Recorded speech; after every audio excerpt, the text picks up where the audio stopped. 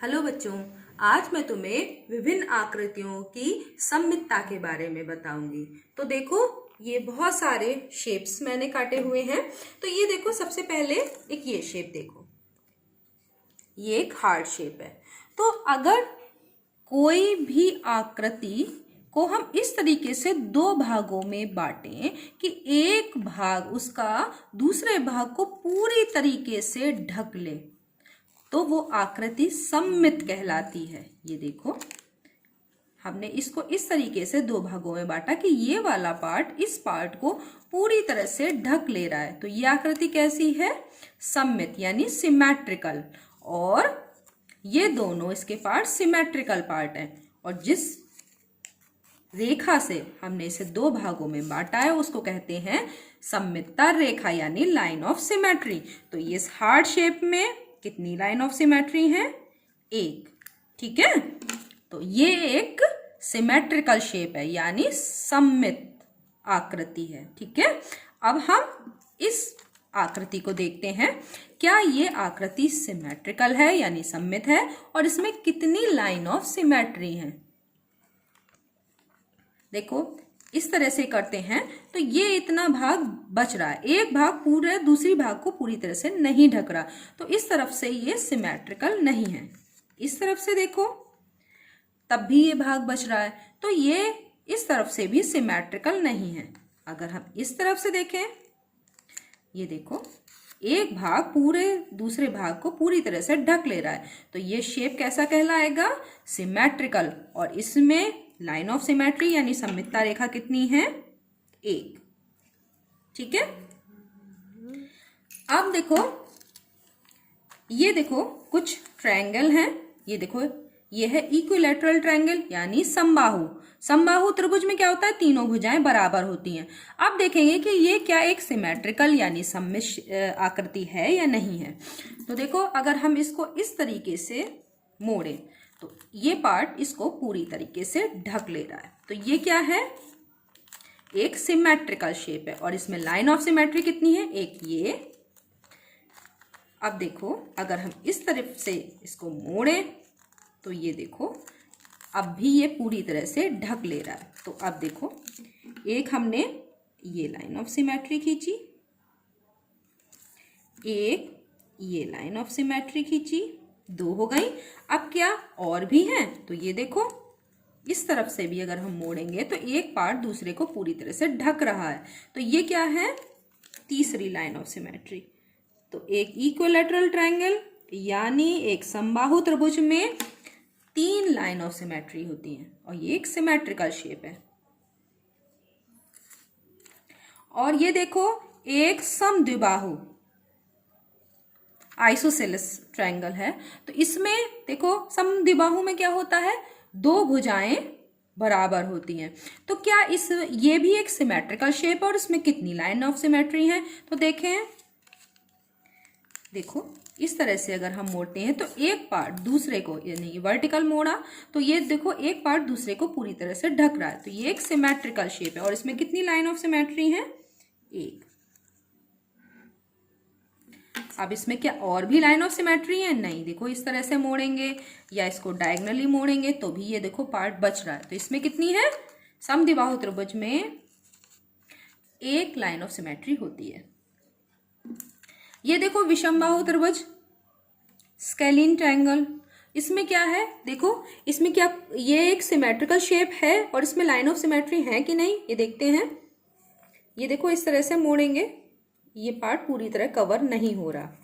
अगर हम इस तरह से मोड़ते हैं तो भी ये पार्ट कवर नहीं हो रहा, ऐसे मोड़ते हैं तो भी ये पार्ट कवर नहीं हो रहा। तो इसका मतलब है एक विषमबाहु त्रिभुज यानी स्केलिन ट्रायंगल जो होता है वो एक सिमेट्रिकल शेप नहीं है।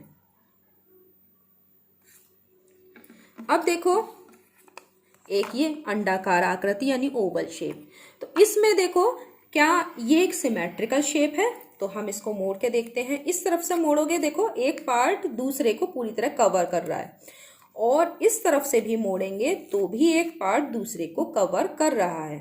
तो इसमें कितनी लाइन ऑफ सिमेट्री हुई? दो। ये देखो, ये देखो, इस तरफ से ये देखो, और एक ये। तो इसमें कितनी लाइन ऑफ सिमेट्री है? 2।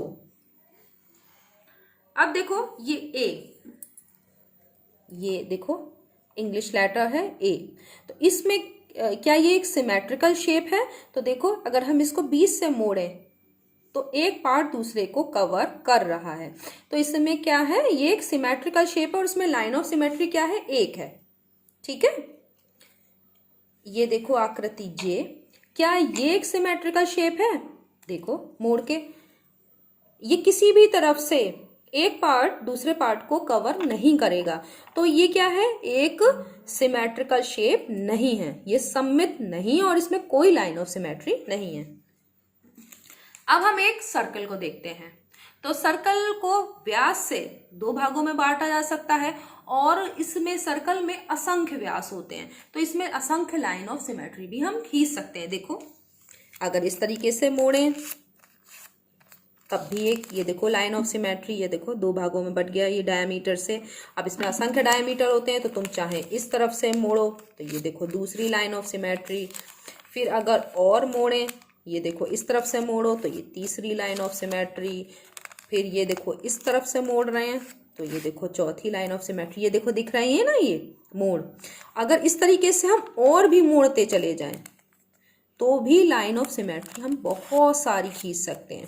तो देखो इसमें बहुत सारे फोल्ड बन रहे हैं, ये देखो, तो इसमें कितना है, सर्कल में हम असंख्य लाइन ऑफ सिमेट्री खींच सकते हैं। अब हम बहुत सारे क्वाड्रिलेटरल के बारे में बात करते हैं, यानी चतुर्भुज।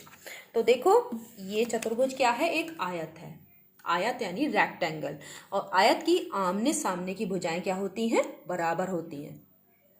तो देखो इसमें देखो, देखें कि ये क्या एक आयत या एक रेक्टेंगल सिमेट्रिकल शेप है।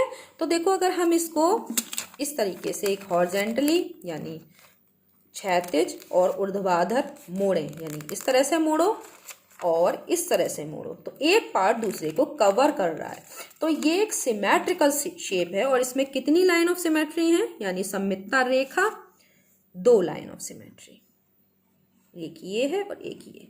ठीक है, अब देखो हम एक स्क्वायर की बात करते हैं। स्क्वायर यानी वर्ग, जिसकी क्या होता है? चारों भुजाएं बराबर होती हैं, चारों कोण 90 डिग्री होते हैं, तो तुम जानते होगे।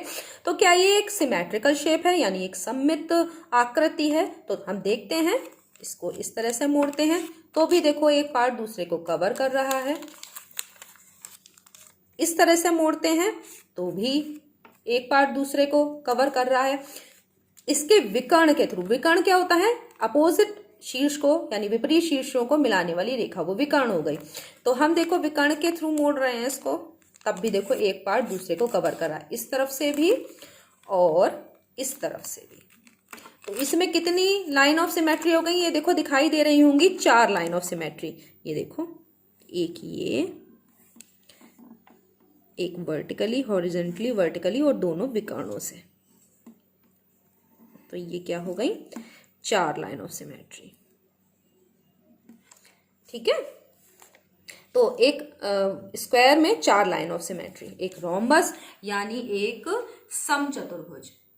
ठीक है, तो समचतुर्भुज में और वर्ग में अंतर है कि समचतुर्भुज में भी चारों भुजाएं बराबर होती है, लेकिन चारों कोण 90 डिग्री होना जरूरी नहीं है। ठीक है, तो इसमें देखो कितनी लाइन ऑफ सिमेट्री होती हैं। तो अगर हम इसको, ये देख रहे हो, अगर हम इसको इस तरह से मोड़ते हैं तो क्या एक पार्ट दूसरे को कवर कर रहा है? नहीं। क्षैतिज मोड़ने पे नहीं, ऊर्ध्वाधर मोड़ रहे हैं तब भी ये देखो बच रहा है। लेकिन अगर इसे डायगोनली मोड़ते हैं यानी विकर्णों से मोड़ते हैं तो क्या हो रहा है? एक पार्ट दूसरे को कवर कर रहा है। अब इस डायगोनली इस तरफ से भी मोड़ो तो भी एक पार्ट दूसरे को कवर कर रहा है। तो इसमें कितनी लाइन ऑफ सिमेट्री हुई? 2, जो इसके विकर्णों के परिता मोड़ने पर होगा, यानी डायगोनली मोड़ने पर। तो इसमें, तो समचतुर्भुज में कितनी, यानी एक रोम्बस में 2 लाइन ऑफ सिमेट्री और एक वर्ग में 4 लाइन ऑफ सिमेट्री। अब देखो एक समांतर चतुर्भुज। समांतर चतुर्भुज की आमने सामने की दोनों भुजाएं क्या होती हैं? समानांतर होती हैं, यानी इसको पैरेललोग्राम बोलते हैं। तो ये क्या एक सममित आकृति है, यानी सिमेट्रिकल है कि नहीं? तो देखते हैं। अगर हम इस तरह से मोड़ रहे हैं तो देखो ये इसका ये बच रहा है, तो ये सिमेट्रिकल इस तरफ से नहीं है। इधर से देखो तो भी देखो ये बच रहा है, इस तरफ भी। अब अगर इसको डायगोनली मोड़ते हैं तो भी देखो बच रहा है।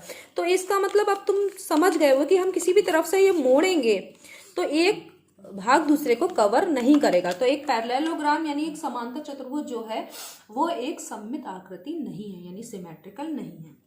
अब देखो ये दोनों देखो, ये देखो ट्रेपेजियम है यानी समलंब चतुर्भुज। तो इस इनमें दोनों में क्या है कि इस वाले में देखो कि दोनों समलंब चतुर्भुज में क्या होता है, आमने सामने की भुजाओं का जोड़ा समानांतर होता है। तो ये समांतर रेखाएं हैं, ये वाली और ये वाली, तो एक जोड़ा इसमें समांतर रेखाओं का होता है। ठीक है, तो अब ये देखो कि क्या ये एक सिमेट्रिकल शेप है। ये देखो इस तरफ से भी नहीं, इस तरफ से भी एक पार्ट दूसरे को कवर नहीं कर रहा, डायगोनली भी कर रहे हैं तब भी कवर नहीं कर रहा। तो ये समलंब चतुर्भुज जो है वो क्या है, सिमेट्रिकल नहीं है। लेकिन इस समलंब चतुर्भुज को देखो जिसमें कि आमने सामने की भुजाओं का एक जोड़ा समांतर है और ये वाला और ये वाली भुजाएं अगर बराबर हैं तो क्या होगा कि ये देखो एक भाग दूसरे को कवर कर रहा है। तो ये समलंब चतुर्भुज यानी ट्रेपेजियम जो है वो क्या है, सममित है यानी सिमेट्रिकल है। और इसमें लाइन ऑफ सिमेट्री कितनी है, एक। ये तब है जबकि ये भुजा और ये भुजा दोनों बराबर हों, आमने सामने की ये दो भुजाएं बराबर हों। और इसमें देखो क्या था कि ये और ये समांतर तो रेखाएं हैं दोनों में ही, ये देखो ये दोनों भुजाएं समांतर हैं, ये दोनों ही समलंब हैं। लेकिन इसमें ये वाली और ये वाली भुजा बराबर नहीं है, लेकिन इसमें ये दोनों भुजाएं बराबर हैं। तो क्या है कि इसमें एक लाइन ऑफ सिमेट्री है और इसमें लाइन ऑफ सिमेट्री नहीं है। तो अब तुम्हें समझ में आ गया होगा बच्चों कि जो हमारे आसपास की सारी आकृतियां हैं वो सममित यानी सिमेट्रिकल हैं कि नहीं, और उसमें कितनी लाइन ऑफ सिमेट्री खींची जा सकती है। हमारा जो शरीर है वो भी सिमेट्रिकल है। अगर हम उसको 20 से इस तरह से डिवाइड करें तो जो राइट साइड और लेफ्ट साइड का जो पार्ट है वो भी सिमेट्रिकल होगा। तो ऐसी बहुत सारी आकृतियां हैं। अब एक और चीज रह गई कि सममितता और समरूपता में क्या अंतर है। तो सममितता में क्या होता है कि एक ही आकृति के, ये एक ही आकृति है, इसके दो पार्ट को हम अगर मोड़ें तो क्या होगा, ये दोनों पार्ट एक दूसरे को पूरी तरह से कवर कर लेंगे, यानी एक बराबर होते हैं। देखो है कि नहीं है।